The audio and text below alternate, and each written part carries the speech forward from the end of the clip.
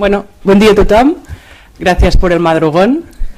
Sin duda, el Codinucat tiene un poder de convocatoria espectacular y, bueno, el tema seguramente también ha ayudado, ¿no? Entonces, bueno, os explico un poco cómo habíamos pensado distribuir la sesión. En primer lugar, bueno, yo hago una mini presentación, pero la mayor parte de la presentación la hará Eduard. Edu es el autor del documento de posicionamiento sobre terapias nutricionales basadas o relacionadas con lo que investiga el PNI, ¿no? La PNI. Y él explicará, por lo tanto, qué es la PNI, qué no es la PNI y qué es lo que ha llegado en nuestro entorno con el nombre de PNI. ¿Vale? Entonces, mi exposición será breve, pero lo que intentaré es contextualizar un poco los consejos dietéticos y nutricionales que se emiten desde lo que en nuestro entorno se denominan pues, terapeutas de la PNI o psiconeuroinmunólogos.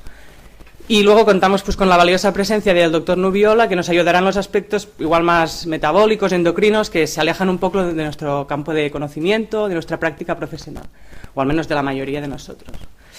Entonces, antes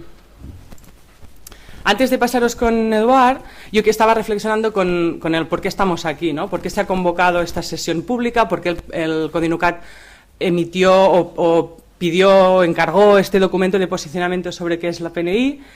Y bueno, como ha dicho Nancy, seguramente la razón principal es por dar respuesta a sus colegiados, ¿no? Los colegiados han estado preocupados por este tema, han mandado muchas preguntas técnicas en relación a qué es la PNI, cómo se aplica, qué hay de cierto, qué no. También han preguntado pues, sobre la idoneidad, por ejemplo, del posgrado que emite el Instituto de Formación Continuada de la Universidad de Barcelona. Y ha habido quejas sobre presunta intrusismo. Entonces, seguramente este es el motivo principal. Pero a mí me resonó que había también aquí una responsabilidad que estaba o directa o indirectamente emitiendo el Codinucat que me gustaba, ¿no? Y que, bueno, que yo buscando he encontrado unas frases que para mí lo ejemplifican bastante. Son unas frases de un físico, filósofo, historiador de la ciencia, que dice lo siguiente. Dice, la divulgación científica, que es lo que hace el Codinucat en muchos de los ámbitos en los que trabaja, ¿no? lo que hace con jornadas, con posicionamientos, etcétera, no solo debe explicarnos lo que nos rodea desde el punto de vista de la ciencia, sino que hay otra responsabilidad, que es la de tener un papel activo desacreditando todo aquello que intente suplantarla. No solo hay que promocionarla, sino luchar contra lo que lo desacredita. Y otra frase también del mismo autor dice, la pseudociencia es siempre peligrosa, porque contamina la cultura, y cuando ésta concierne a la salud, la economía o la política, pone en riesgo la vida, la libertad o la paz. Por lo tanto, el Codinucat está promoviendo la evidencia científica, la nutrición basada en la evidencia, pero también con sesiones como esta está intentando luchar contra las pseudociencias y al final, por lo tanto, luchando por la promoción de la salud y de la salud pública. Entonces, bueno, estas reflexiones me parecían bonitas. Y ahora os dejo con una parte de Edu, luego entraré yo, luego volverá a entrar Edu y, bueno, será así como entretenido. ¿Vale? Bien. ¿Quieres sentarte aquí? No, está bien aquí. Para poder responder a la pregunta si es ciencia o pseudociencia, el PNI, la psiconeuroinmunología, hay que entender qué es la psiconeuroinmunología, de dónde viene, cuál es su historia y en qué momento está. Primero, hay que decir que es un campo de investigación interdisciplinario, no es una especialización. Solamente aquellos que se dedican a investigación pueden llamarse psiconeuroinmunólogos. Es decir, yo investigo en psiconeuroinmunología, yo trabajo en este campo. Y surgió porque en 1970 se pensaba que el sistema inmunitario era absolutamente autorregulado. Y, bueno, un grupo, concretamente dos autores, Robert Aver y Nicholas Cohen, un psicólogo y un inmunólogo, decidieron poner a prueba si realmente el sistema inmunitario era absolutamente autorregulado. Y lo hicieron de la siguiente manera. Fue un estudio realizado en ratas y lo que hicieron es dar un estímulo de aversión a través del gusto, a través del sabor, más un agente inmunosupresor. Y lo que querían ver es si, después dando solo el estímulo de aversión, podían modular y crear inmunosupresión. Pues bien, lo consiguieron y consiguieron publicarlo, que también fue todo un hito, porque al principio les tacharon de pseudocientíficos, de haber falseado los resultados, es decir, tuvieron bastantes dificultades. Pero en 1975 lo consiguieron publicar. Así que demostraron, solo con unas evidencias pequeñitas, pero demostraron que tiene que haber alguna conexión entre el sistema nervioso central y el sistema inmunitario, y que por lo tanto no era absolutamente autorregulado. Un año después, otros autores, muy importante, lo pudieron replicar. Replicaron el mismo estudio dando un poco más de fuerza a los resultados. No se lo habían inventado estos dos autores, sino que consiguieron replicar estos resultados, lo que reforzaba pues, esta posible unión entre sistema nervioso central y sistema inmunitario. A partir de ahí, 1970, 1980, se demuestran los mecanismos a través de los cuales es biológicamente posible que haya una relación entre el sistema nervioso central y el sistema inmunitario, evidentemente pasando por otros sistemas, sistema endocrino, etcétera, etcétera, y se fijan a través de qué hormonas, a través de qué sustancias, pues puede existir biológicamente esos mecanismos de regulación. En 1977 se publica un artículo, después se han publicado muchos más. Estos son los más punteros. 1981, 1994, todos vienen a definir que existen estas vías. 1980, 1990 siguen demostrándose que hay otras vías de posible regulación entre el sistema nervioso central y el sistema inmunitario. Y en conjunto, en 3 décadas, se consigue pues, ver que hay una muy buena red de posibilidades biológicas, de mecanismos a través de los cuales realmente el sistema nervioso central puede influir en el sistema inmunitario. Sin embargo, en el año 2000, el propio Robert Adler, el que empezó todo esto, hace algunas declaraciones porque se ve con la responsabilidad de hacerlo. Y dice que los estudios aún no han demostrado efectos suficientemente importantes para pasar al siguiente nivel, que es pasar de evidencias mecanicistas, es decir, de mecanismos plausibles biológicos, a la práctica clínica. Aún no ha llegado ese momento en el año 2000. También dice que, aunque existen esas vías bidireccionales de relación, esto sigue siendo una hipótesis hasta que no podamos demostrar el puzzle completo. En 2003 sigue haciendo declaraciones porque se lo cogieron con muchas ganas de hacerlo todo muy, muy bien. Y dice que probablemente el tamaño del efecto que pueden conseguir las intervenciones psicosociales y del comportamiento sobre el sistema inmunológico es bastante pequeño en comparación a otros factores. Por eso se ha hecho alguna cosa en humanos, pero no consiguen que los tamaños de efectos sean realmente grandes y, por lo tanto, significativos o relevantes a nivel clínico. 2007, ya se va acercando y la cosa aún no está nada clara. Robert Adler sigue mandando estos mensajes, dice que es necesario documentar la relevancia clínica que pueden tener las alteraciones inmunológicas producidas por la modificación del comportamiento, que no se está haciendo. Anima a hacerlo, anima a la investigación. 2008, una revisión sistemática que dice, vuelve a repetir lo mismo. De momento tenemos estudios en animales, necesitamos la translación a estudios en humanos. Hace falta dar el paso, aunque parece que aún no estamos del todo preparados. Aún necesitamos saber muy bien cómo podemos influir a través del sistema nervioso central en el sistema inmunitario. Aún en 2008 no estaban. Y finalmente hay como un salto y en 2013 se publica una publicación de Robert Adler en el que él, yo creo que ya estaba muerto. Es una publicación, creo que póstuma, y que, bueno, en sí viene a dar una posible aplicación de la PNI, la única que yo conozco a nivel práctico, y eso que hemos revisado muchísimo, y es de un viejo conocido, el efecto placebo.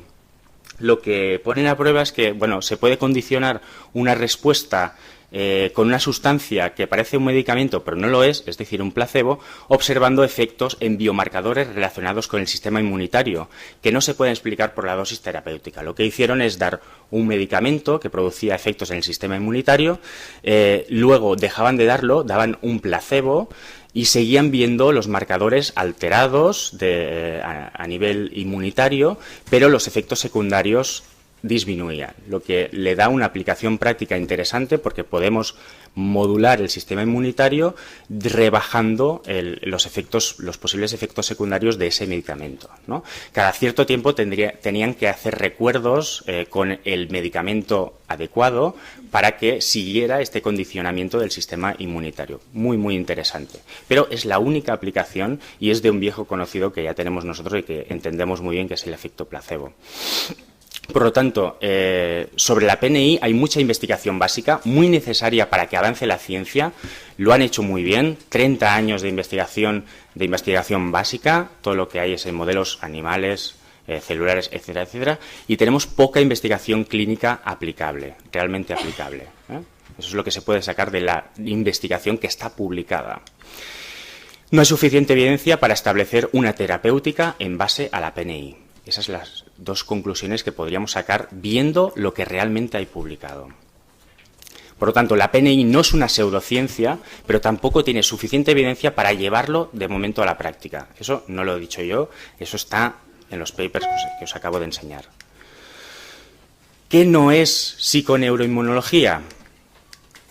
Bueno, pues la medicina integrativa no es psiconeuroinmunología, aunque tenga un apartado que lo parezca. La terapia cuerpo-mente, que podríamos ver que tiene cierta relación con la psiconeuroinmunología, en realidad no lo es. Ningún autor de la psiconeuroinmunología que ha escrito en revistas ha nombrado, que yo sepa y que yo haya revisado, y he revisado mucho, ninguna de las terapias que se incluyen en la medicina integrativa ni en la medicina cuerpo-mente. No es PNI estas terapias que se consideran alternativas. No lo es.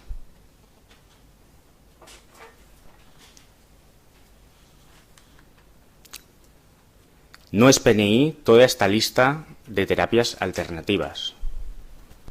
No lo es. Podéis leer, es larga. ¿Y sabéis de dónde lo hemos sacado? Del posgrado. Esto es lo que se da en el posgrado.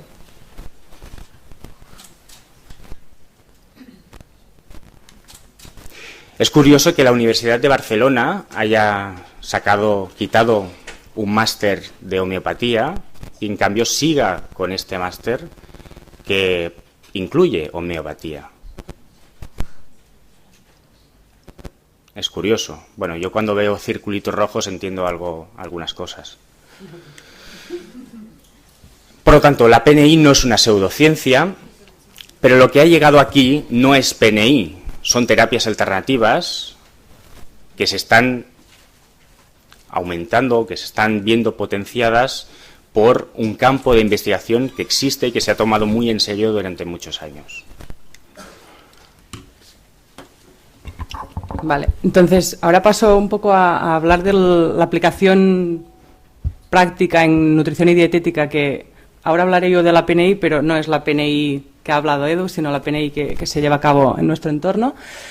En realidad vemos que esta aplicación de la PNI en las terapias nutricionales y dietéticas pues se presenta y sigue los pasos de las pseudociencias, ¿vale? Tiene un patrón muy característico de las pseudociencias, como hemos visto y ahora veremos. En el campo de la nutrición y la dietética, las pseudociencias tienden a presentarse como dietas milagro, ¿no? Es como la presentación más clásica.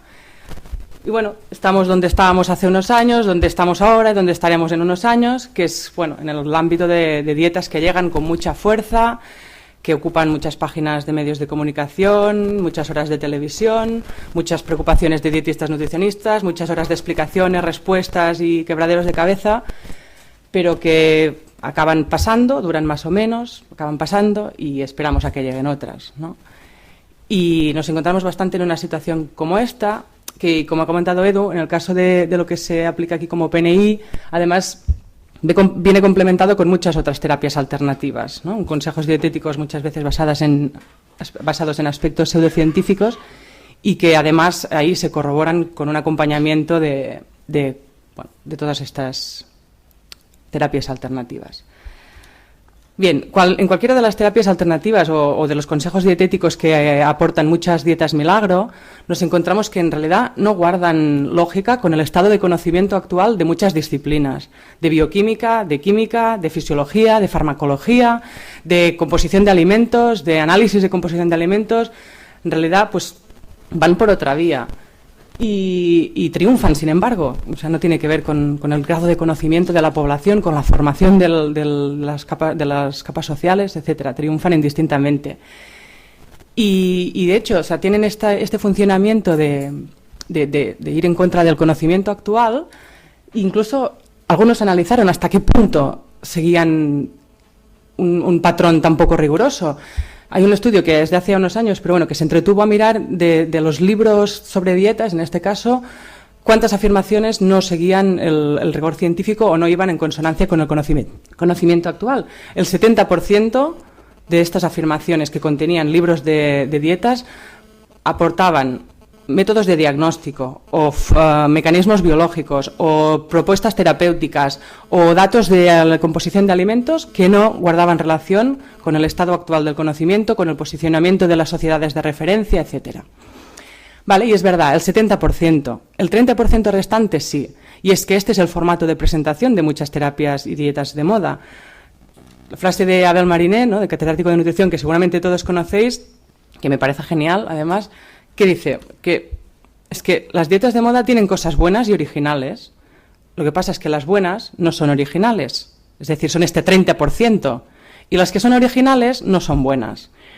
En el caso que nos ocupa hoy, hemos hecho una pequeña búsqueda y tienen propuestas muy buenas, que firmaríamos cualquiera de los que estamos aquí, que suscribe a la OMS, cualquier entidad de referencia de promoción de la salud, cualquier profesional sanitario que base su práctica en la nutrición o en la ciencia. Evitar la cerveza, evitar el alcohol, evitar los azúcares, evitar las carnes rojas, sí, bien, todos de acuerdo, es buena, no es original. Y luego tienen otras que son originales, pero aquí ya igual no son tan buenas, que son las que eliminan, por ejemplo, de forma general y sistemática todos los lácteos y todo el gluten de la dieta de cualquier persona. Y estas propuestas existen en base a las propuestas de PNI, ¿no? Hay afirmaciones: reducir drásticamente el consumo de alimentos con gluten produce unos efectos directos en nuestro bienestar. Te sientes más animado, adelgazas, sientes menos ansiedad para comer dulces y como resultado de esta desinflamación disminuyen los dolores articulares, las migrañas, los dolores menstruales. Es habitual en este tipo de propuestas afirmaciones muy contundentes, muy rigurosas, o sea, con mucha potencia, ¿no?, con poca margen de duda, con poco paso para el diálogo, etcétera. Bien. Otra reflexión que hemos intentado abordar es el de por qué. ¿Por qué estamos aquí? ¿Por qué estábamos aquí hace un tiempo? ¿Y por qué seguiremos aquí en unos años? ¿Por qué aparecen estas propuestas, estas ideas, estas dietas pseudocientíficas? Bueno, la primera es que existen los falsos gurús, han existido siempre y seguirán existiendo. Y con un hándicap muy importante, que es que en nuestro medio, en nuestro entorno, los medios de comunicación sienten una gran atracción por estas propuestas. Están muy interesados, les dan voz, les dan relevancia social, les dan protagonismo, les convierten en ídolos incluso. Yo creo que si no fuera por los medios de comunicación, no estaríamos aquí. Entonces, bueno, esta es la realidad. Existen y además van a tener relevancia social. Un segundo punto es que la población no tiene mucha formación en ciencia en general y en nutrición en particular. Pero bueno, es que revisando un poco lo que se ofrece desde este tipo de ideas, tampoco es fácil, es que aunque tuvieran conocimiento sobre estos ámbitos, no es fácil falsear determinadas afirmaciones. Por ejemplo, esta, ¿no? Claro, para desmentir o para poder replicar o adquirir un criterio en base a esta afirmación, deberíamos saber qué es esta sustancia. Deberíamos poder buscar qué porcentaje de esta sustancia se encuentra en determinados alimentos. Deberíamos conocer cómo interacciona con otras sustancias del organismo. ¿Qué efectos tiene en el organismo esta interacción? Y luego, aquí no lo pone, pero si tiene o no relevancia, porque que se absorba menos, a ver qué relevancia clínica tiene. No es fácil. Ah, vale. Bueno, el siguiente es eso. Otras afirmaciones, pues los shiitakes son muy importantes, aumentan las células natural killer que nos defienden de virus y de células cancerígenas. Nos llevaría horas poder ir buscando y falseando estas afirmaciones. Composición de alimentos, ¿no? Los nabos negros tienen unos compuestos que les hacen antibióticos, antivíricos, estimuladores del sistema inmunitario. En realidad, esta dificultad para falsear determinadas afirmaciones es lo que ha permitido la pervivencia de las pseudociencias. Es muy difícil demostrar explícitamente o muy costoso en tiempo, ¿no? Bueno, es que si os vienen es que me han dicho que haga esto y esto y esto. Y tú, ¿cómo le dices? No, es que esto no. Bueno, voy a buscar, voy a desmentir, voy a hacer una búsqueda bibliográfica. Esta dificultad para falsear determinadas afirmaciones en realidad fue resuelta hace más de 2000 años por los abogados romanos, con lo que se denomina el onus probandi o carga de prueba. ¿Qué significa esto? Pues al que afirma le incumbe la prueba. Si yo digo que X existe, los unicornios existen, o que X sirve para tal, soy yo quien tengo de aportar pruebas tangibles de que los unicornios existen. No es cierto hasta que se demuestre lo contrario. Soy yo que tengo que aportar pruebas para demostrar de forma tangible, es decir, pues replicable, no de forma objetiva, etcétera, que esto es así. Lo mismo opina Javier Armentia, que es un divulgador científico muy conocido, un astrofísico, ¿no? Dice, ni la ciencia, ni en concreto la farmacología o cualquier otra disciplina, tienen que andar buscando mecanismos o funcionamientos de cualquier afirmación o remedio que uno se invente. Porque precisamente tiene que ser esa persona, ese laboratorio, esa secta o lo que sea que pretende promocionar una presunta terapia la que ha de demostrarnos y explicarnos adecuadamente que eso funciona y que vale la pena para algo. ¿Sí?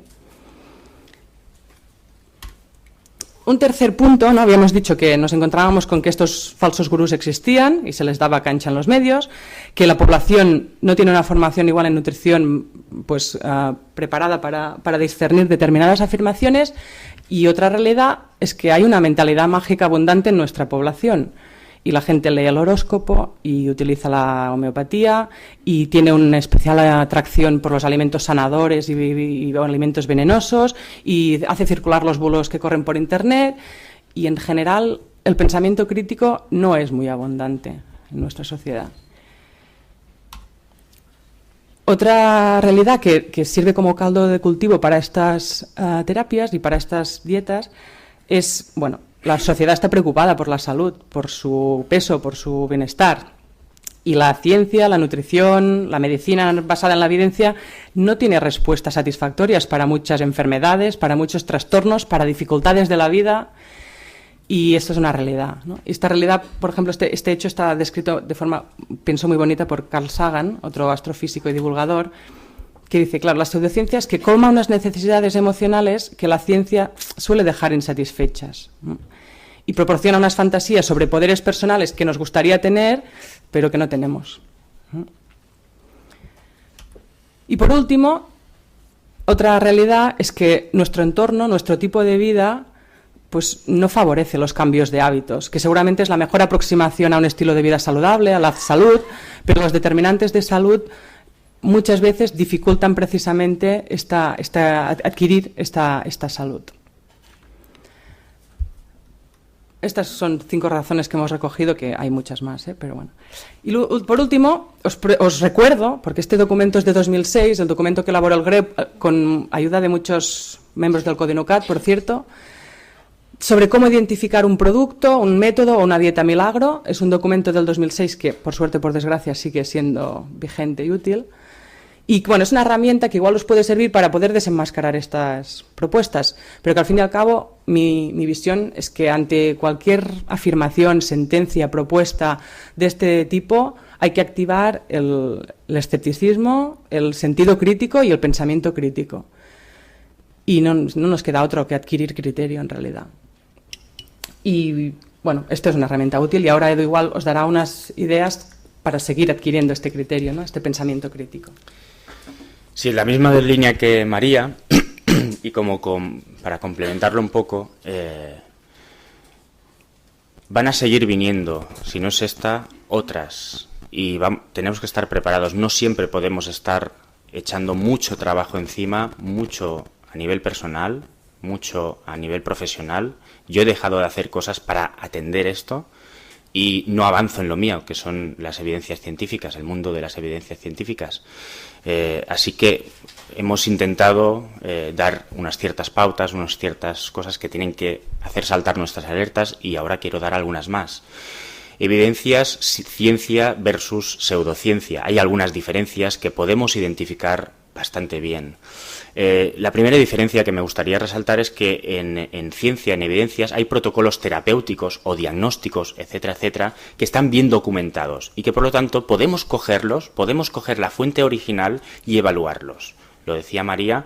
En cambio, en pseudociencias no parece haber un protocolo muy bien establecido ni escrito, no suele haber citas, y cuando hay citas no están completas. A veces yo he encontrado algún PowerPoint de psiconeuroinmunología por ahí y bueno, ponía una cita, ponía el autor y el año, pero después no decía de dónde había sacado eso. Yo no puedo ir a la fuente original y comprobarlo.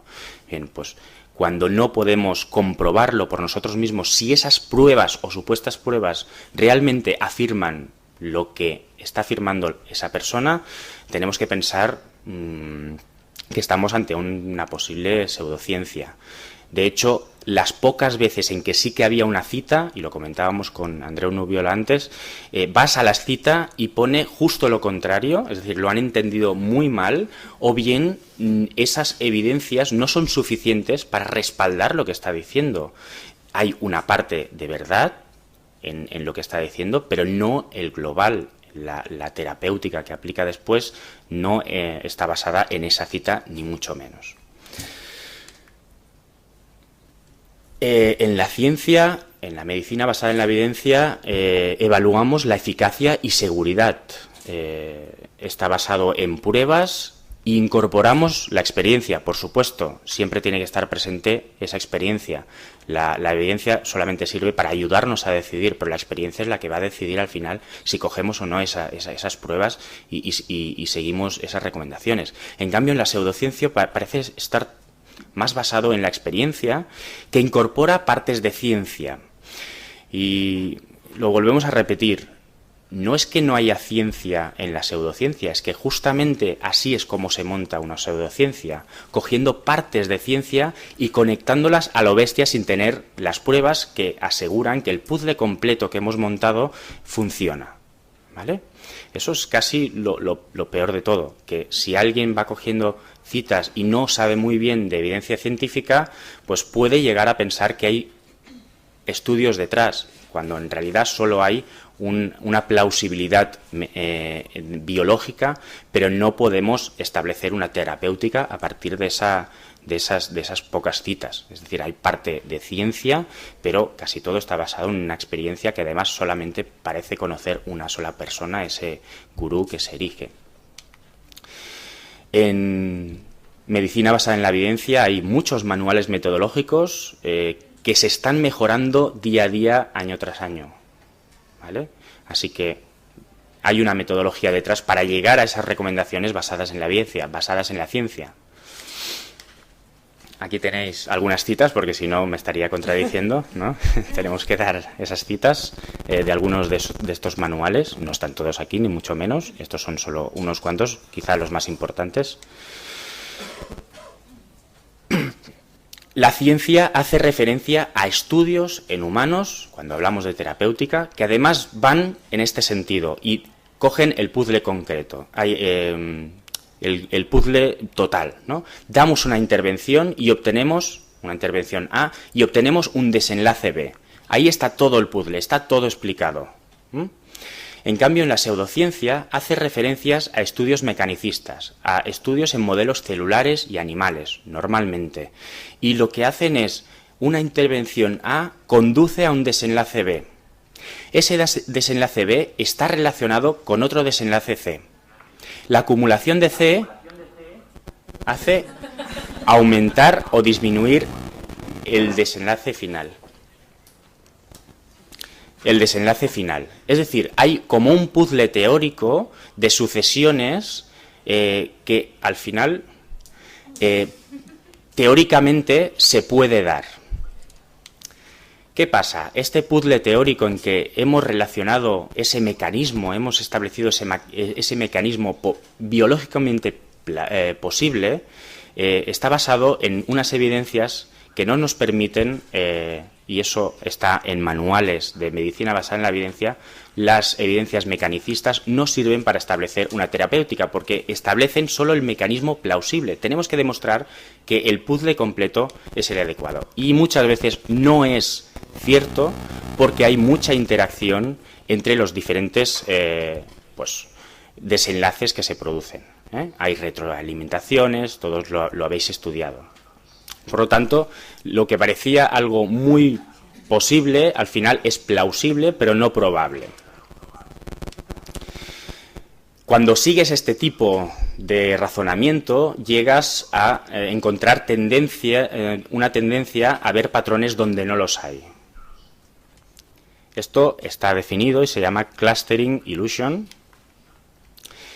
Y por último, ya vamos terminando, en la ciencia se parte de una hipótesis. En cambio, en la pseudociencia partimos de una creencia. Partimos de una hipótesis que vamos a intentar demostrar que es falsa. No vamos a intentar demostrar, la vamos a poner a prueba. Si pasa la prueba, de momento sigue siendo cierta, ¿vale? Pero puede ser que venga una prueba posterior y demuestre que al final era falsa. Siempre intentamos demostrar que es falso esa hipótesis. Por lo tanto, no depositamos mucha confianza en nuestra hipótesis, sino que ante nuevas pruebas pueden cambiar las conclusiones. En cambio, en la pseudociencia nos basamos más en una creencia. No se pone a prueba y siempre buscamos evidencias confirmatorias. Se deposita una alta confianza y por eso no entendemos que haya que reevaluar. Y producimos dos cosas sobre todo, un sesgo de selección y de confirmación y una cosa llamado efecto Dunning-Kruger, que voy a explicar brevemente con imágenes si puede ser. El sesgo de selección y de confirmación es simplemente que tendemos a buscar las pruebas que confirman nuestra hipótesis sin atender las evidencias que se erigen en contra. En un metaanálisis lo que hacemos es poner en relación si hay evidencias a favor o en contra y al final obtenemos un desenlace final a favor o en contra o no estadísticamente significativa hacia ningún lado. Esto lo hacemos a través de la ciencia. Cogemos todas las evidencias, las que están a favor y las que están en contra. Nos da igual, al final ya llegaremos a una conclusión más fiable. Gráficamente sería una cosa así, ¿no? Todo nos dice que no, pero lo conectamos y al final vemos un gran sí. Y el efecto Dunning-Kruger se produce cuando, y eso pasa con todos, nos pasa a todos. Cuando sabemos relativamente poco sobre algo, tenemos mucha confianza en decir que una cosa es así. A medida que investigamos un poco más, rascamos, vemos las evidencias que hay detrás, resulta que va bajando nuestra confianza y ya decimos, esto no sabemos exactamente si es así o es asá. Lo que decía es que al principio, cuando desconocemos profundamente algo, tenemos mucha confianza y solemos decir, esto es así, ¿no? Esto sabemos que es así. Cuando empezamos a rascar, a investigar, a ver las evidencias que hay detrás, vemos que muchas veces lo que teníamos tan claro no lo está y nuestra confianza va bajando. Y ya comunicaremos de una forma con menos confianza y sabemos más, ¿vale? Esto se produce, es algo normal y natural, hasta que al final sabemos tanto que ya podemos volver a aumentar nuestra confianza, seguramente con conclusiones diferentes a las iniciales, porque ya conocemos mucho más los matices, ¿no? Y esto está definido. Y es lo que decíamos. Los que salen en medios de comunicación y hablan sobre estas terapias tienen mucha confianza, pero es cuando rascamos Cuando rascamos, y no lo hacen ellos, lo hacemos nosotros, vemos que, claro, esa confianza viene porque no han leído exactamente lo que hay detrás, ¿eh? Si leyeran, su confianza bajaría y quizá lo mostrarían de una forma diferente y al final quizá incluso conclusiones bastante diferentes. Por lo tanto, hay claras diferencias entre ciencia y pseudociencia, hay que aprenderlas, tenéis que aprender porque no podremos estar siempre desmintiendo todo. Y podríamos sacar algunas conclusiones. La psiconeuroinmunología existe y no es una pseudociencia. Lo han estado desarrollando durante 30, bueno, ya más de 30 años, 40 años como una ciencia. Lo que ha llegado aquí no es psiconeuroinmunología. Se ha usado como vehículo para hacer llegar terapias alternativas. Si estamos de acuerdo o no con ellas es otro debate, ¿eh? No existen suficientes evidencias para establecer una terapéutica nutricional capaz de influir en la interacción conducta-sistema inmunitario. Si no lo hay para hacer una terapéutica conducta-sistema inmunitario, ¿cómo va a haberla introduciendo otro factor que es la nutrición? La nutrición tendría que alterar o modificar la conducta, estrés, depresión, lo que sea, y influenciar de manera contundente el sistema inmunitario. De momento, estos ejes no los tenemos, al menos para proponer una terapia. Y por supuesto, todos los profesionales sanitarios, porque todos somos carne de cañón, pero los dietistas, nutricionistas, que es lo que nos ocupa aquí, pues tenemos que aprender la diferencia entre ciencia y pseudociencia, y es necesario aprender más sobre cómo se prueban los tratamientos, cómo funciona esto de la medicina basada en la evidencia. Y yo os animo, me dedico a esto, es quizá un poco de conflicto de interés porque me dedico a profundizar en eso, pero os animo porque es una forma de discernir entre ciencia y pseudociencia. Y ahora Andreu Nubiola, pues... Bueno, entonces nada, agradecer a Codinucat que me haya invitado un poquito cuando me comentaron el tema de qué iba, pues realmente pensé que era un fregado importante para un endocrino como yo, y soy endocrino clínico, y habitualmente pues debo confesar que no conocía en absoluto esta pseudociencia que ha salido por la televisión y en los medios, ¿no? Y cuando pues María me ha enviado algún documento, le he podido ir pues mirando estos días, la verdad es que me he divertido mucho. Lo que pasa es que también he visto un peligro muy, muy importante, porque cuando hay dinero detrás y se avala una serie de cosas que la gente busca, ¿no? La gente de la calle lo que quiere son soluciones que a veces la medicina no llega. A veces hay problemas que son psicológicos, la mayoría, ¿no? Y hay problemas que no tienen una solución, ni tan solo con fármacos. Y entonces yo creo que se nutre mucho esta pseudociencia de ofrecer... Pues tal como se ofrecía antes un colirio, una especie de loción para la calvicie, ¿no? Pues un poco lo mismo, se busca que la gente que tiene una serie de necesidades pues pueda conseguirlas. Yo me han invitado más que nada para que comente y si luego tenéis preguntas, supongo que lo bueno será el coloquio final, ¿no? Un poco de, oye, yo he oído que dicen esto es verdad, o es verdad que los estrógenos son tan malos, o es verdad... pues que la insulina tiene tantos problemas y está tan relacionado con cambios de la conducta, etcétera, ¿no? Yo empezaré hablando por lo que más sale siempre en los medios, que es este gran enemigo de la humanidad, que son los estrógenos.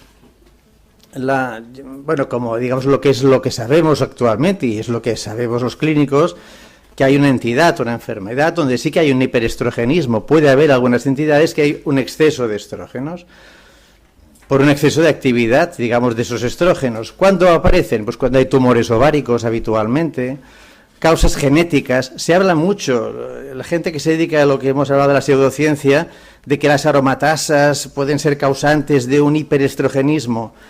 Solo hay 10 familias en el mundo que tienen un exceso de aromatasa capaz de llegar a dar hiperestrogenismo. Lo otro, y antes se comentaba, siempre los mensajes son pequeñas verdades que esconden grandes tonterías. Es un poco cómo funciona este tema. Y es verdad que la aromatasa, digamos, en el caso de las mujeres, por ejemplo, en la menopausia, consiguen convertir los andrógenos en estrógenos. Y por ese motivo una mujer con obesidad, con tejido graso abundante, tendrá menos hipoestrogenemia, pero no tendrá hiperestrogenemia, que es muy diferente. Una persona que esté consumiendo estrógenos puede tener estrógenos altos, una persona que tome anticonceptivos o una mujer en terapia hormonal sustitutiva, pero nunca hiperestrogenemia. De hecho, cuando hacemos terapia hormonal en la menopausia, lo que conseguimos son niveles fisiológicos de hormona femenina, no un exceso. Fármacos como espironolactona, digoxina, cimetidina pueden causar hiperestrogenemia, pero nunca para llegar a producir problemas muy importantes a nivel de salud y mucho menos hacer heces pastosas que flotan en el agua y que mejoran mucho el nivel de la depresión, etcétera. Cuando hay reducción del metabolismo estrogénico en caso de cirrosis hepática, etcétera. Y un momento que es curioso, y yo quiero haceros dar cuenta, ¿cuándo la mujer tiene el pico estrogénico más alto? ¿Cuándo realmente hay una hiperestrogenemia brutal? En el embarazo. Que yo no estoy embarazado nunca, pero yo por lo que he hablado con la gente que está embarazada es un momento muy dulce, es un momento de gran tranquilidad. Incluso gente con problemas de depresión y ansiedad mejoran mucho en ese pico estrogénico. El diagnóstico es muy sencillo. Si a mí me dicen, señor, yo creo que usted tiene pues un exceso de estrógenos, no hace falta que le mire el dedo si es más largo el anular que el digital, ¿no? Sino que simplemente puede hacer una analítica y comprobarlo, a ver si realmente hay un exceso de estrógenos, es que detrás hay una patología, y todo es tan sencillo como mirar una LH-FSH. Si yo miro las gonadotrofinas, el eje endocrino es muy sencillo de verificar hay pocas cosas que se pueden objetivar tanto en medicina. Yo no sé si una persona tiene o no tiene fibromialgia. Son unos puntos dolorosos, entrar aquí conceptos muy subjetivos o fatiga crónica, pero en endocrinología es muy demostrable mirando una simple analítica para ver si realmente hay ese problema. Si hay hiperestrogenemia deberá haber una LH-FSH baja. Y en el caso de que no sean bajas tendrá un tumor hipofisario seguidor de gonadotrofinas. Pero hemos de buscar el porqué, la causa, no darle crucíferas, por ejemplo, plantas, sin hacer un diagnóstico previo. Los síntomas, pues sería oligomenorrea, menorrea, sangrado vaginal, que esto se comenta siempre en las charlas de estas personas que se dedican a la psiconeuroinmunoendocrino, y son reales, pero no llevados al extremo, y no ocurren por hiperestrogenismo, ocurren simplemente en muchas mujeres por un ciclo normal y corriente. Y la mujer buscará respuestas y tratamientos, y los hay, pero en principio, por lo que se sabe la ciencia, no nutricionales. En el varón un exceso de estrógenos pues provocará hipogonadismo, ginecomastia, feminización, impotencia y reducción de líbido. La menopausia, un estado en que parece patológico cuando hablan estas personas. El diagnóstico es muy sencillo en la menopausia, estrógenos bajos y evidentemente las hormonas hipofisarias intentando estimular el ovario que no funciona, tendrá LH-FSH altas. Y los síntomas son sofocos, calores, desaparición del flujo vaginal, distimia, disminución de la libido, sarcopenia, no puedo fibrar, osteopenia, y ya con los años llegaremos a la osteoporosis, ¿no? Es decir, es verdad, comentan los llamados actualmente aquí, los psiconeuroinmunoendocrinos, a la mujer es muy importante que tenga muchos andrógenos porque así no dejará de tener estrógenos, ¿es verdad? Bueno, es que todas las mujeres tienen suprarrenal, a no ser que tengan un Addison, ¿no? Todas las mujeres tienen andrógenos en la menopausia y cuando no están en la menopausia. Y lo que hemos comentado anteriormente, es verdad que una mujer obesa, por el tejido graso que tiene, tendrá vía aromatasa estrógenos. Y eso le solucionará el problema de la osteoporosis, pero en cambio tendrá artrosis. Es decir, que no es que se vaya a salvar de un problema determinado, sino que tampoco es bueno ser obeso. Si a alguien se le ha ocurrido, calla, para no tener osteoporosis, voy a ganar mucho peso, porque problemas habrán igualmente. Es lo que hemos comentado, simplemente. En determinados casos sabéis que hoy se aboga bastante por la terapia hormonal sustitutiva en la menopausia. Hasta el 2002, en principio, hubo un estudio muy importante que desacreditó un poco este tratamiento porque se relacionaba con aumento de fenómenos tromboembólicos por efecto no de los estrógenos, sino de la progesterona. Y ya en el 2012 ha habido otro estudio mucho más importante también, con más de 100.000 pacientes, estudios de mucha envergadura, donde se ve que realmente son muy beneficiosos en determinadas personas, que francamente sería la mujer delgada. Es decir, la mujer obesa en principio no le es necesario recibir estrógenos, la mujer delgada, individualizando en cada caso, porque si hay antecedentes de cáncer de mama en la familia por línea directa, madre o hermana, no estaría indicado este tratamiento, pero individualizadamente sí que se podría hacer. En cuanto a lo que se promulga en estos vídeos que he podido ver, ni los fitoestrógenos, ni plantas y suplementos dietéticos no han demostrado absolutamente ningún efecto sobre los síntomas de la menopausia y menos aún en la capacidad cognitiva. No bajan estos nutrientes la capacidad de hacer o no un Alzheimer, como se preconiza en determinados ámbitos, ¿no? En cuanto a tiroides y estrógenos, que los mezclan mucho, ojo que si tienes muchos estrógenos el tiroides no te funcionará, la piel se volverá seca, ganarás mucho peso, etcétera. No hay ninguna conexión entre estrógenos y tiroides, solamente que si una persona recibe anticonceptivos o tiene un pico estrogénico, por ejemplo, en el embarazo, sí que es verdad que si yo determino T4 total, la hormona tiroidea asociada a la proteína transportadora, será falsamente alta, que no es un problema real. Si miro la T4 libre, la activa, la que debemos mirar en estos casos, será normal. Y en cuanto a la insulina, nada, 4 apuntes, después podemos comentar. De hecho, el tema de la insulina, pues ya Neil en el año 62 hablaba que habían 2 tipos de personas, 2 metabolismos diferentes. Hay gente que hereda de forma poligénica el gen que permite almacenar, no os diré cuál de los 2 lo tiene en la foto. Alguien es capaz de almacenar tejido graso en base a que tiene una cierta insulinoresistencia y por tanto esa persona cuando come alimentos del grupo de los hidratos de carbono dependerá de la subida de glucosa, del índice glucémico, de la carga glucémica total de ese alimento que responderá con más o menos insulina. En cambio el de al lado, el que es más delgado, no tiene esta respuesta hiperinsulinémica. Dice, bueno, ¿y qué pasa con la insulina? ¿Cuál es el problema? La insulina es la hormona que es como la llave, sabéis perfectamente, la llave que abre la puerta para que la glucosa de los alimentos pueda entrar y dar energía. Aquí lo que estamos hablando de qué pasa cuando hay hiperinsulinemia. Cuando una persona tiene lo que se llama síndrome metabólico, insulinresistencia, ¿qué hace el exceso de insulina? Esto lo estudiábamos en segundo de medicina. Bueno, el exceso de insulina es verdad que a nivel hepático promueve la síntesis endógena de lipoproteínas plasmáticas y el patrón típico de estas personas es un LDL discretamente alto, triglicéridos bastante altos y un HDL bajo, patrón aterogénico. Sabéis que la insulina como hormona anabólica el exceso musculará. Las personas tendrán tendencia a estar no solamente obesas sino musculadas, ¿eh? Yo no soy hiperinsulinémico y me cuesta horrores hacer un poquito de masa muscular. Y si me lesiono, pierdo peso, porque pierdo masa muscular, a diferencia de la gente hiperinsulinémica que gana peso si no hace ejercicio. Sabéis además que la hiperinsulinemia se ha relacionado con algún tipo de cáncer, con algún crecimiento de cáncer epitelial, porque vía el IGF-1, que es un factor mitógeno, facilitaría la progresión de este tipo de tumores. Estos pacientes que a veces hablan también en la psiconeuroinmunología que tienen tantos problemas, realmente si una persona es insulinresistente, pues va a presentarse en clínica, vendrá a la consulta vuestra, pues tendrá obesidad, tendrá azúcar ya, tendrá un evento cardiovascular, y en principio no se conocía que tuviera factor de riesgo conocido, tendrá dislipemia, pero debajo lo que tiene, y es una cuestión genética, tiene ese gen que le permite esa hiperinsulinemia, esa insulinresistencia. Y lo que conocemos como síndrome metabólico, y dice, ¿cómo sé si una persona tiene síndrome metabólico?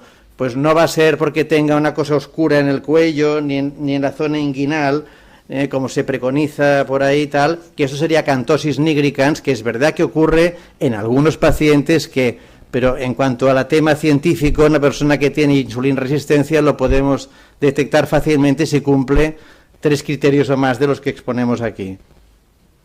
Y un poco como resumen, yo me ha hecho mucha gracia algunas frases que he oído en estos vídeos que me facilitó María.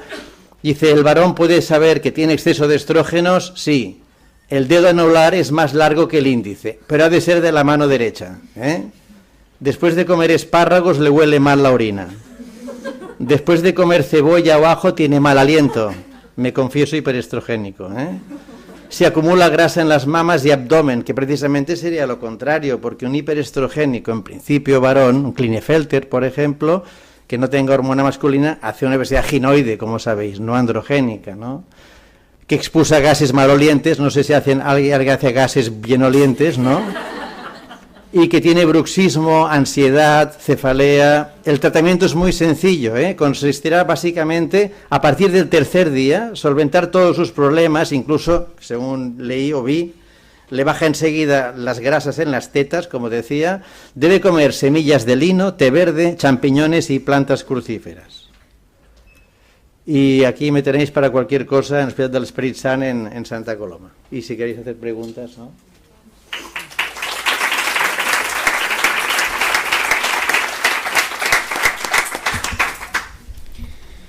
Empieza pues la ronda de preguntas. Atenderemos también las que hagan a través del chat.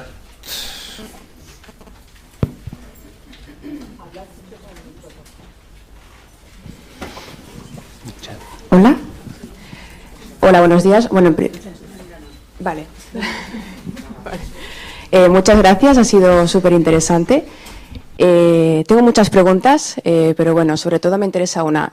Una de las cosas que hacen los que promulgan la PNI es reducir los criterios diagnósticos, por ejemplo, ¿no? Para diagnosticar un hipotiroidismo, ellos defienden que los rangos actuales analíticos que se utilizan en medicina están incorrectos. Entonces, ahora no recuerdo, me lo invento, si el límite máximo es 9, ellos promulgan que no, que es 5.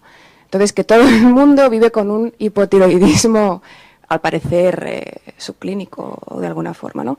¿Qué piensa sobre ello y si esto en realidad es mucho más frecuente de lo que parece? O, bueno, su opinión me interesa. Muchas gracias. Sí, el nivel de TSH, que es como la primera hormona que se afecta cuando hay hipotiroidismo, antes de que la T4 libre baja, la hormona activa, la TSH aumenta. Hablamos de un hipotiroidismo primario, no secundario, no hipofisario. La TSH aumentará. Los niveles dependen mucho de cada caso. Por ejemplo, en una mujer embarazada buscamos límites entre 0,25 y 2,5, porque el hipotiroidismo subclínico, cuando una mujer se queda embarazada con niveles normales de TSH, que podrían ser 3, 4, en muchos estudios se ha visto que eso comportará que el hijo o la hija que nace en la etapa de la pubertad tendrá un cierto retraso, psíquico sobre todo. Entonces, por ese motivo, desde hace ya algunos años, se busca en TSH colocarlo casi en el hiper subclínico, en exceso. Otra cosa es la persona que tiene un hiposubclínico, a partir de cuándo le damos hormona tiroidea. Y en principio antes se hacía a niveles por encima de 10 o de 12 y actualmente se hace por encima de 9, pero también depende si la persona es cardiópata. Si tiene un problema, taquiarritmia, una miocardiopatía hipertensiva, si tiene una fragilidad cardíaca, interesa mantenerla en hiposubclínico, porque así el corazón va un poco más lento. En cambio, colocarla con una frecuencia cardíaca más alta al darle hormona tiroidea le daría muchos problemas. Del mismo modo que en una mujer con osteoporosis delgada intentamos mantener un hiposubclínico porque el exceso de hormona tiroidea tiene capacidad osteoporizante. Pero en los demás casos habitualmente se mantienen cifras entre 3, 2, 3 hasta 4,5 más o menos. Pero te digo, es muy cambiante, depende un poco de la situación de cada caso. Pero no, por ejemplo, una persona que tiene un hipotiroidismo y la causa es un Hashimoto, un inmunológico con anticuerpos positivos y desarrolla pequeños quistes, ya le damos hormona tiroidea por encima de 3,5. O sea, es muy variable. Lo que no tiene mucho sentido es dar hormona tiroidea a alguien si la TSH no es alta. Pero no es alta por encima de márgenes como, por ejemplo, 4,5, y más cuando no hay clínica. Una cosa relevante que ha dicho al final es no conviene dar hormona. ¿Qué es lo que proponen cuando se detecta eso, cuando tienen ese diagnóstico? Seguramente no es dar hormona, ¿no? Claro.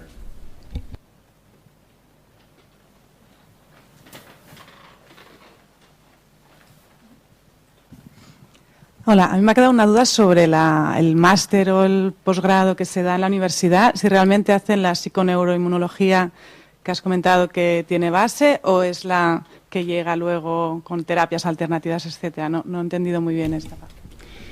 Viendo el programa, sin haberlo cursado, viendo el programa, diría que no. O sea, que es la parte más pseudociencia. Exactamente. Vale. Ahora, si alguien puede aportar más datos, serán bienvenidos. O sea, esto es el programa, esto es lo que me ha quedado... Sí, está sacado del programa, exactamente. Esto es justamente lo que hay en el programa.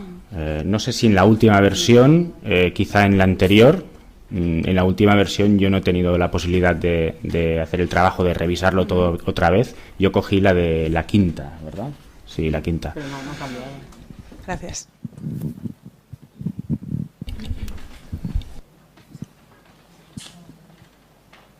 Pero esto podría ser...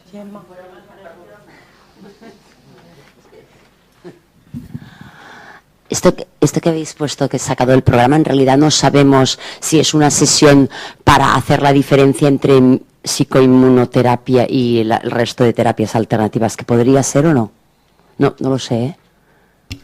No, porque en el programa no, al menos no lo especifica así. Esto es el índice de temas que se tratan.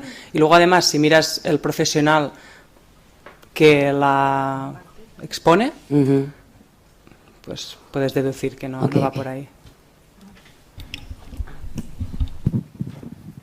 Bueno, yo quería decir que yo trabajo con una persona que está estudiando esto y soy dietista y estoy empezando a ver cómo se introduce en lo que yo hago, opina, me quiere cambiar cosas, o sea, lo sufro y sí, está en el temario. Gracias por la aclaración de primera mano. Hola, gracias por la exposición.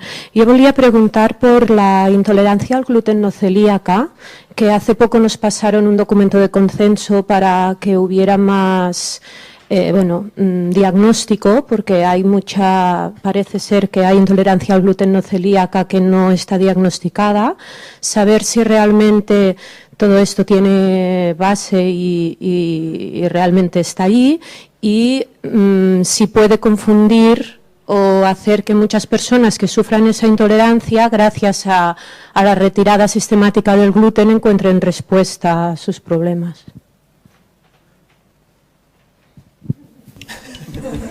En realidad no es mucho del tema de hoy, porque ellos Claro. no actúan sobre la intolerancia al gluten y a la celiaquía, sino retiran, pero sistemáticamente, haya clínica o no haya clínica.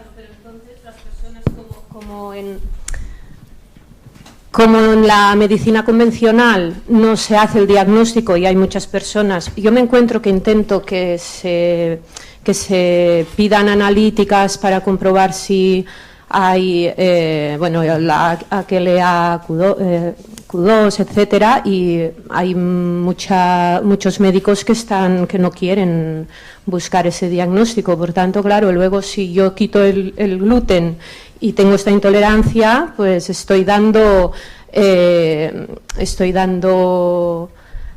paso a que la gente se crea esto, ¿no? No sé, Por aquí quieren intervenir y yo lo que quería un poco decir es que esto no es psiconeuroinmunología. Esto es otro debate que estaría bueno tenerlo, pero no podemos llevarlo anticipado, ¿no? Por alusiones que he hecho que los médicos no lo buscamos. Vale, sí, por supuesto, pero que en todo caso, ojo, esto no es psiconeuroinmunología, que le pongan otro nombre, pero no es psiconeuroinmunología. Sí, no solamente contestarte que los médicos en principio sí que lo buscamos y hacemos analíticas, pues miramos los antígenos, miramos incluso cuando se llega a la sospecha muy importante y aunque tenga los marcadores negativos, en principio se llega a hacer biopsia intestinal y se hace también un tipo de dieta para ver realmente resultados clínicos y si cuando se encuentra incluso se hace estudio en familiares. Es decir, que yo creo que los médicos sí que perseguimos esto. Pasa que habrá como en todo, buenos médicos, malos médicos, mecánicos, no mecánicos, depende de la especialidad que tú vayas a visitar. Otra cosa que sí que está cada vez más en boga, y muchos laboratorios también lo están haciendo, son estos test de los alimentos, donde en principio sale que la persona es alérgica pues un poco a todo, ¿no? Y se le retira el arroz, se le retira pues el gluten, trigo, el maíz, ¿no? Y estas formas, claro, al retirárselo casi todo se adelgazan y están muy contentos porque han encontrado su problema, todos sus síntomas que tenía. Sí, yo quería añadir que yo trabajo mucho con digestivos y no es verdad que no se estudie el tema de la celiaquía y de la sensibilidad no celíaca. No sé quién es la que lo preguntaba, pero evidentemente por descarte lo que se hace es primero estudiar una posible celiaquía con anticuerpos y si es necesaria biopsia y si no incluso en muchos de los casos se acaba retirando el gluten por una sensibilidad no celíaca que sabéis que es una entidad médica de reciente aparición y que todavía el diagnóstico no está muy claro y tal, pero que no se estudie. Lo que pasa es que se estudia y se hace el diagnóstico base a unos criterios de la medicina basada en la evidencia, que esto es lo que no se hace cuando alguien retira el gluten de manera indiscriminada. O sea, que son dos cosas totalmente diferentes. Con el micro, por favor. Espera con el micro, por favor.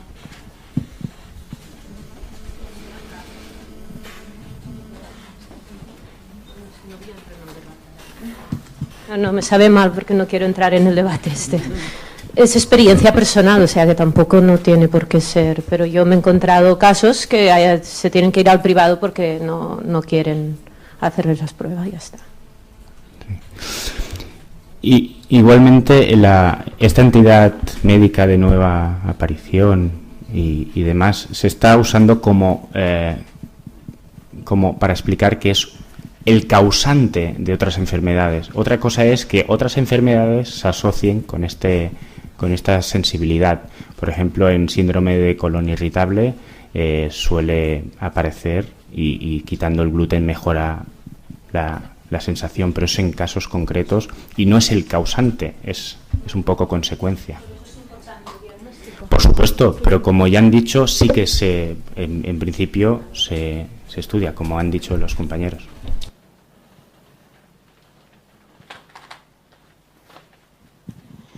Yo quiero aprovechar una segunda pregunta. Una de las justificaciones que dicen los que promulgan la PNI es que en realidad este tipo de ciencia no tiene fondos económicos o medios para poder hacer estudios aleatorizados, ¿no?, que realmente tengan evidencia, y que por eso no pueden probar muchas de las cosas que afirman. ¿Qué opináis vosotros como expertos en este ámbito?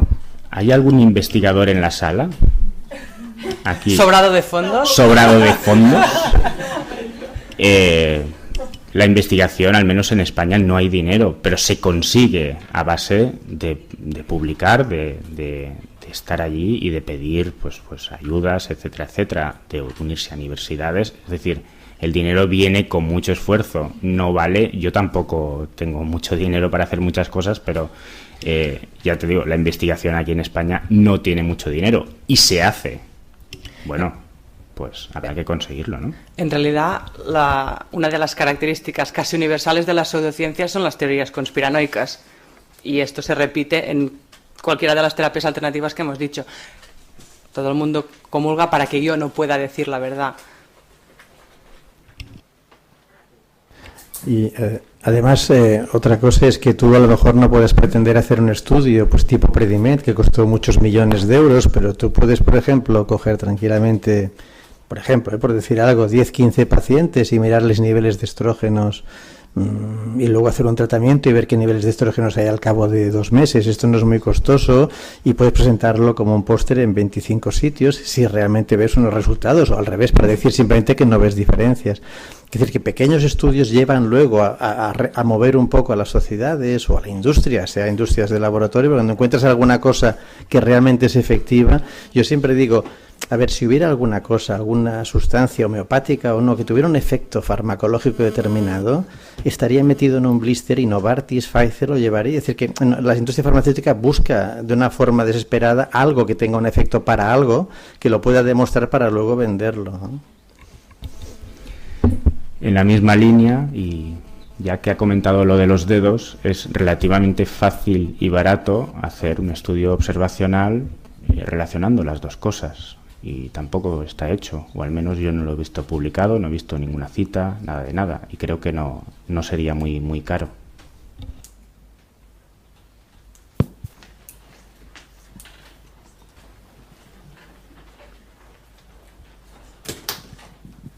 Hola, bon dia.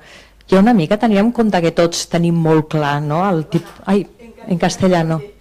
Que tenemos muy claro el tipo de información nutricional que se está dando a todas estas personas que siguen este tipo de terapias. ¿Qué posición tiene el colegio en frente a esto y qué piensa hacer, ¿no? Porque lo que está claro es que todos tenemos muy claro que esto es, bueno, antes de venir aquí ya veíamos que era una pseudociencia, ahora nos lo habéis confirmado y tenemos muchas más herramientas, ¿no?, para rebatirlo, pero lo que está claro es cómo nos vamos a posicionar, porque yo lo que estoy harta es de ir al fisioterapeuta y que me diga que no tengo que comer patata y que no tengo que comer trigo y que no tengo que comer un montón de cosas, y me harto, ¿no?, un poco de decirle que esto no es cierto. Pero claro, porque tenemos conocimiento, pero la cantidad de gente que lo está haciendo constantemente es como agotador, ¿no? Entonces, ¿cómo se posiciona el colegio y qué piensa hacer delante de este intrusismo profesional tan claro?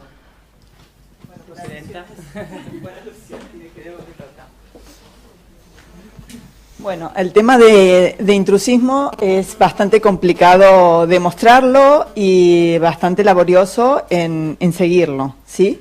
En primer lugar, el posicionamiento está claro, que es el PNI. Este documento está en catalán y en castellano porque tenemos indicios de que esta pseudociencia se extenderá a toda España. Por lo tanto, este posicionamiento principalmente es para evitar que continúe saliendo más gente de este posgrado. Y viene muy adecuado el momento porque se ha declarado lo de la homeopatía como pseudociencia, por tanto este documento le haremos llegar a la entidad correspondiente. Igualmente, como tenemos contacto y convenio firmado, partes de estas profesionales que están no en el IL3, porque saben que es la UB, pero es en realidad el IL3 que da estos cursos de formación continuada, con la entidad específicamente de la Facultad de Farmacia, que es con la que tenemos más contacto, la gente ya lo sabe, y le haremos llegar el documento en cuestión. Respecto al intrusismo, está claro y no está tan claro, porque para demostrarlo es bastante laborioso. Son gente que detrás hay una cuestión económica de por medio, se saben rodear. El problema más grave es que hay dietistas, nutricionistas que avalan estas pseudociencias. Hay un código deontológico que sabemos que lo debemos cumplir y como profesionales colegiados debemos cumplirlo. Por tanto, tenemos que demostrar esto. No es fácil, ¿sí? Estamos en ello. Hay denuncias, pero estas denuncias no son a rajatabla muy categóricas como para demostrarlo. Y por otra parte, hay que entender cómo va el tema del intrusismo a nivel del colegio. Se puede hacer una denuncia, pero el colegio no puede ir en contra de un profesional no colegiado. Es ridículo, ¿no? Pero si no está colegiado, yo no puedo ir en contra de ese profesional. Sí, lo que puedo hacer es tramitarlo ante la entidad correspondiente, que es la Generalitat. Sabemos que las cosas de Palacio van despacio, por tanto, esta documentación se presenta y hacemos la denuncia correspondiente con todas las pruebas correspondientes que avalarían, acreditarían que es un caso de intrusismo, ¿sí? Otra cosa que tenemos que tener claro, que el tema de intrusismo no es la divulgación. Yo puedo divulgar y ser farmacéutico, endocrino, puedo ser un charlatán y hacer divulgación, ¿sí? Algo que tenemos que tener claro también, y que esto por el fanatismo de somos dietistas y somos las personas que más sabemos de esto, no somos las personas que nos habilita el título para ejercer de esto, pero no la que más sabemos, ¿sí? De hecho hay muchos que creen en la pseudociencia, ¿sí? Por tanto, ojo con esto. La nutrición es un conocimiento, es universal, y cualquier profesional lo puede divulgar, ¿sí? Entonces, atacar a nivel de divulgación se tiene que demostrar si hay una causa también que viole la ley de salud pública. Estamos en ello. No es fácil, ¿sí? Pero bueno, creo que comenzando es desacreditando en base a la evidencia científica. Pero lo que podemos hacer más a rajatabla es convencer al colectivo a que no se enganchen a hacer esto.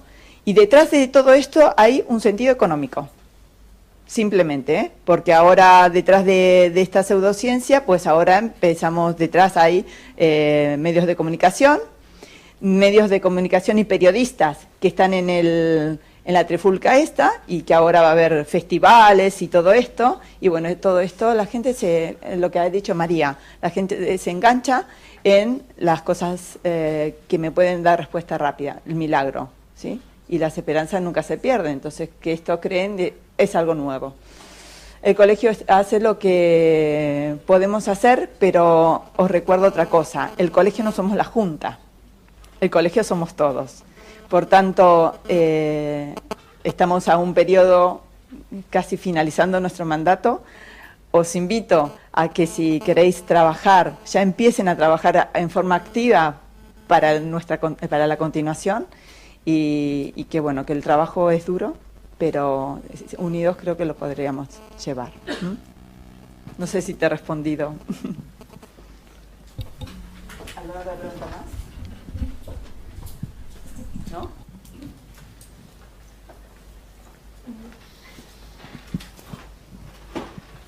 Gracias por la ponencia de hoy, ha estado muy bien. Bueno, quería comentar, añadir algo más, que aparte del posgrado que hay, creo que en la carrera de fisioterapia, si no la han cambiado, también hay una asignatura donde se habla algo de alimentación, supongo que por encima, y donde también se añade algo del PNI, porque creo que quien empezó a dar esa clase pues es la persona que más lo promociona aquí en Cataluña. Era un comentario, porque he estado mucho tiempo trabajando con fisios, y los últimos, los más pequeños, ya me hablaban de que había una clase, que venía un señor, un profesor, y que les comentaba que tenían que eliminar, pues casi, bueno, en ese caso él me hablaba de hidratos de carbono. O sea que también en la misma carrera se fomenta toda esta pseudociencia. Gracias. Sí, en este sentido, las profesiones sanitarias con menos, dijéramos que menos están, o que han llegado a la investigación más tarde, o que no están muy acostumbradas a conocer cuáles son los pasos de la medicina basada en la evidencia, son las que probablemente puedan convencerse de que esto funciona, de que esto es real. Es como... quería romper una lanza en favor de quizá la gente que está siguiendo esto. Yo creo que hay un convencimiento real, pero es porque no saben evaluar las evidencias correctamente. Es decir, hay cuestiones económicas importantes que no hay que hacer un bypass, pero creo que el papel más importante que podemos hacer como profesionales sanitarios es aprender a saber cómo se prueban realmente las terapias, cómo funciona la medicina basada en la evidencia, porque estas personas, yo estoy convencido de que ellos están convencidos, no son malas personas. Como alumnos, que soy más pequeño y estoy estudiando mi carrera y entra un profesor, yo a ese profesor lo voy a ver, que lo que me va a explicar será real, me lo voy a creer. Entonces, en sí, quien lo tendría que trabajar sería la misma universidad. Evitar, ¿no? ¿Qué asignaturas se está dando, qué temario, quién lo da? O sea, que es la misma universidad, porque yo como adolescente me lo voy a creer. Sí, claro, cuando digo profesionales sanitarios, que no estamos tan acostumbrados, digo profesores, digo investigadores. Sí, digo pero normalmente, todo, por ejemplo, todo. creo que es fisioterapeuta. Casi, yo estoy estudiando fisio y me entra el fisioterapeuta más mayor y me habla sobre alimentación, sobre PNI, es que yo me lo voy a creer, porque todavía no tengo criterio. Habrá quien sí, bueno, pero la mayoría... Pero es que hay compañeros dietistas que también, y están convencidos de ellos. No hay mala fe ni mala praxis incluso, simplemente es una falta de poder evaluar las evidencias, porque cuando vas y lo evalúas, ves que todo es en animales, y si conoces la medicina basada en la evidencia, sabes que no puedes establecer una terapéutica. Claro, por eso es la misma universidad, pienso que tiene. Gracias. Solamente una aclaración respecto a lo que comentas de que tiene que ser la misma universidad. Yo trabajo en la universidad y a mí nunca nadie me ha controlado qué es lo que doy en mis clases. Hay libertad de cátedra. Por tanto, esto es inevitable. Lo que sí puede ser es que el responsable de enseñamiento, el jefe de estudios, después de sentir que un profesor habla o promueve una terapia no basada en la evidencia, podría llegar a actuar. ¿sí? Pero esto pasan bastantes años porque, como bien dices, los alumnos no tienen esta característica de saber discernir, aunque, ojo, porque en el último tiempo los alumnos vienen cada vez más cuestionadores, que para los profesionales que estamos delante de la clase nos enriquece muchísimo porque nos hace estar activo continuamente, ¿sí? También cabe aclarar que un buen profesor, creo, es aquel que dice, esto es lo que sé yo y hasta aquí, pero no me creáis. Hoy puede ser blanco y mañana negro, el caso típico de los ácidos grasos saturados, ¿no? Que ahora parece que no son tan perjudiciales. Entonces, y tenemos que tener claro que cuando un profesional es tan criterioso respecto a que solamente ve un lado, y en la evidencia hay A y B, y para que sea realmente un desenlace y un consenso, se tiene que acumular mucha evidencia. Con un solo artículo no nos dice absolutamente nada. Yo quiero añadir que en realidad hay una parte de responsabilidad individual importante, y el pensamiento crítico tiene que estar en cualquier mente, estudiante universitario de fisioterapia, pero incluso en los niños. O sea, el no creer cualquier dogma que entre, ¿no? Siempre hay que pasar un filtro del escepticismo. Esto es o no es plausible, esto es o no es replicable, esto guarda lógica o no guarda lógica con la situación actual en conocimiento de X. O sea, yo lo que abogo es por un pensamiento crítico ante cualquier situación, y en el tema de las terapias alternativas y de la aplicación de la PNI a la dietética y a la nutrición, yo creo que salvaría bastantes criterios, ¿no? El dudar de cualquier afirmación y ponerla a prueba, esta afirmación. Hola, quería hacer un comentario cuando decía esta compañera de que cuando eres estudiante te crees lo que te dicen, y sobre todo porque tienes que hacer el examen. Viene el profesor, habla y luego tienes que pasar el examen. Te lo estudias y pones lo que tienes que poner. Y luego coges todo ese material. ¿Y qué haces cuando sales al mundo laboral? Pues la mayoría lo tienes que tirar a la basura, no sirve.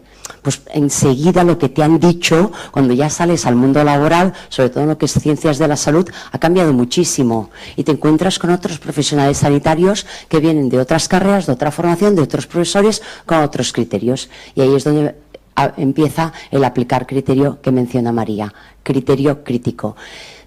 Yo, cuando hice el máster en salud pública en la Pompeu Fabra, tenía un profesor que se llama Vicente Navarro, un gurú de la salud pública, que empezó aquí, es de Sant Andreu, vivía en la Sagrera, y ahora es profesor o catedrático en la Johns Hopkins University. Y él decía que lo que más le chocó cuando llegó a Estados Unidos es que los alumnos le decían, oiga, ¿y esto que he dicho, por qué es así? Y él decía, pues porque lo digo yo. Ja, generalizada. No, porque lo dice usted no, porque es así. Y eso a él le hizo ponerse las pilas de cada vez que abría la boca y decía algo, lo justificaba científicamente. Cosa que aquí en el mundo latino, Sudamérica o en España, porque nosotros somos Latinoeuropa, no hacemos este pensamiento crítico en la universidad, pero luego cuando salimos al mundo laboral nos damos de bruces con otros profesionales sanitarios. Tú comentabas que tienes una compañera de trabajo que te intenta imponer todas estas terapias alternativas. Pues criterio y túmbala. Yo también tuve una médica que entró a trabajar conmigo. Claro. Bueno, pues con criterio, es tu jefe. Esta compañera que yo tuve también era jefa y venía con sus argumentos, y yo tenía muchísimos otros, muchos más, porque yo tenía una carrera de 4 años y ella no, algún curso de dietética ortomolecular. Imagínate si tenía yo recursos para tumbarla, con cariño y con criterio, poquito a poquito, pero a partir de ahí nosotros vamos a la carrera, estudiamos, tiramos todo ahí en el examen y luego empieza la vida real. El criterio. Y el inglés va muy bien, porque yo he visto aquí hacer muchas fotos a toda esta presentación, pero justo cuando habéis puesto la diapositiva del National Health System y el Scottish, no sé qué, ya no me acuerdo, y todo eso, ni una foto. Y ahí está la evidencia científica, pero claro, está en inglés. Pues pilas también aquí.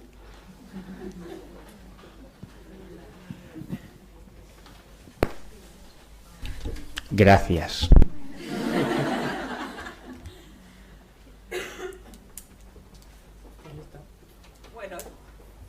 Pues creí que iba a haber más debate. o los que han venido realmente han venido a corroborar que es una pseudociencia. Lo hemos expuesto súper bien. No ha quedado ninguna duda. Pues sí, lo han expuesto maravillosamente bien. Les agradezco enormemente.